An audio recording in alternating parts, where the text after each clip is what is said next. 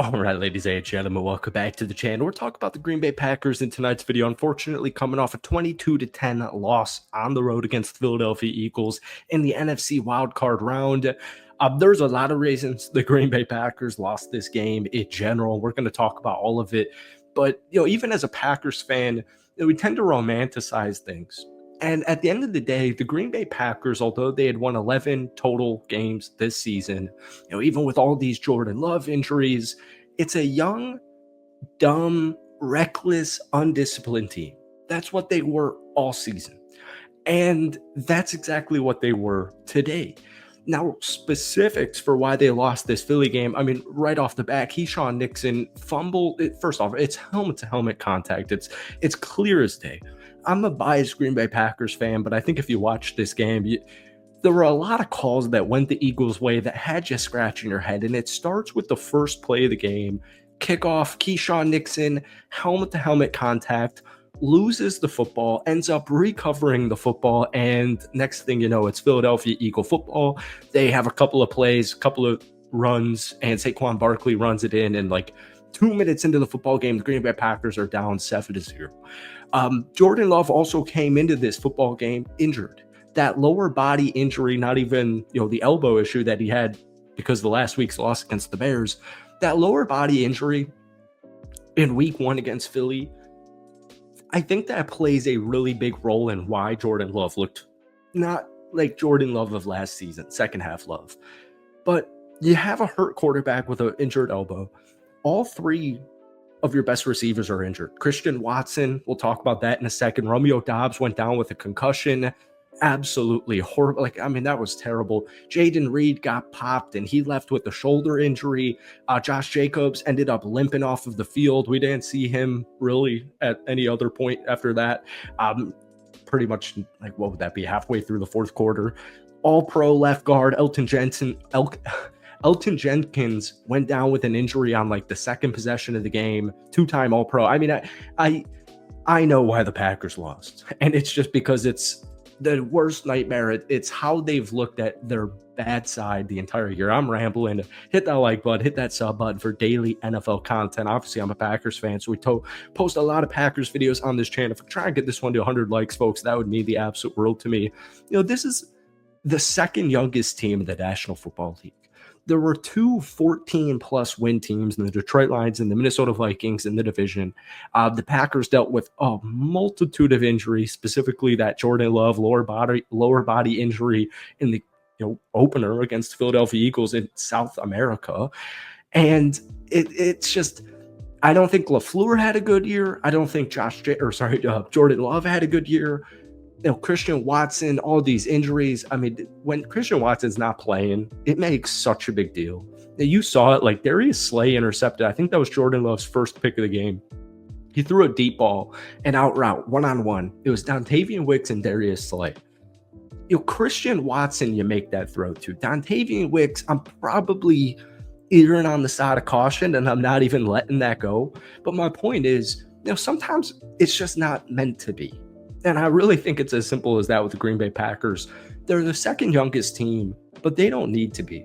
And I think, myself as a Packers fan, I think a lot of us have been harping on this the entire season, especially in losses. Let's sign some vets. You got all this cap space. Let's go out there. Let's get a bona fide, clear-cut wide receiver number one. I'm not saying Tyreek Hill because I don't think that's a good idea. I'm not even really saying go, pay an arm and a leg for a guy like T. Higgins. But go out there and get somebody that is going to be reliable, has the talent, has got the speed, whatever it is, and let's just round out this roster. The offensive line depth, Elton Jenkins, like I said, went down on the second drive of the game, and they ripped a left guard, and he had 3 penalties in one drive, and they went with another left guard, and both of them were either rookies or second-year practice squad guys. That offensive line needs depth. That wide receiver room, even though there's so much talent, they need a little bit more proven depth. Jordan Love threw 3 interceptions today, 20 of 33, 212 yards. Obviously, you have to admit, Love did not play a good game. I don't think Jordan Love even really had a good season. I don't think Matt LaFleur called a good game. People tomorrow on talk shows are going to bring up specific instances. For example, there's a one-score game, and what they did on 3rd and 3, because Josh Jacobs is out of the game, he's injured, he limped off. They run a run on 3rd and 3, and it's small stuff like that where I'm positive Matt LaFleur is going to get hot seat comments on like talk shows, Twitter, your buddies, whatever it is. That was a Jordan Love check, Jordan Love audible. Jordan Love, that was a pass, and he audibles to a run. But I just think it's small stuff like that where it's just this young, reckless, kind of stupid, but not in like a super negative connotation, young team. They're so young, and they make so many stupid mistakes. Right at the end of the game, Slayton, that last 3 points pretty much on Slayton. I mean, the list goes on and on. Let me check how many penalties the Green Bay Packers had today, because it was, I mean, truthfully ridiculous. They had 8 penalties for 85 yards. We talk about this all year, win or loss with the Green Bay Packers. It's just an undisciplined team. And a lot of people, and Matt LaFleur should be held accountable. And I get it. I definitely get that downside where these players are making stupid, unnecessary mistakes. But at the end of the day, man, I really don't think the reason they lost this game is pinpointed to anything other than just kind of the reckless nature this squad has. And you saw 2 huge moves last year, day one of free agency, franchise records in Green Bay Packer history, spending money day one. They picked up Josh Jacobs, who was like the 5th best rusher in Green Bay Packer history, home run, A+. Xavier McKinney almost had 10 total interceptions on the season, A+ signing. That's what I anticipate and expect from the Green Bay Packers moving forward, i.e. this offseason, just going out there and getting studs like that. That's all I expect. As far as Matt LaFleur's job security goes, not even in question. Jordan Love's security, I mean, not even in question. Obviously, both of them were underwhelming today. They were underwhelming for most of the season. But when you're missing your top 3 receivers, like there were so many plays. We'll do a film study maybe if I can do it, because I don't want to watch that game ever again. There were just a lot of plays where, oh, yeah, that would be for Romeo Doubs. Romeo Doubs makes that catch if he didn't go down with an injury. Christian Watson makes that catch if he wasn't injured. Jaden Reed makes that play if he wasn't injured. And I love Bo Melton, and I love Dontavian Wicks, and I love especially Malik Heath. But these are young kids. They're just young kids, right?